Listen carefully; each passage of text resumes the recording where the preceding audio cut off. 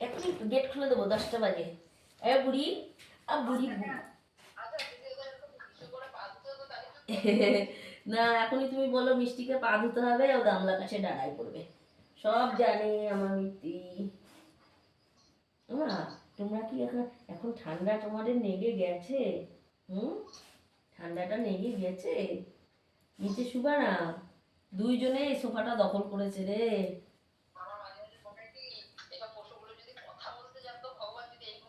না, আমি আমি তো বলছি যে ওরা কি কিছু ভাবে? অনেক অনেক অভিজ্ঞ মানুষরা বলেছে হ্যাঁ, ওরা অনেক কিছু ভাবে, অনেক কিছু বলতে চায়। হুম হুম। হ্যাঁ, ওদের ভেতরে কিছু না কিছু চলে।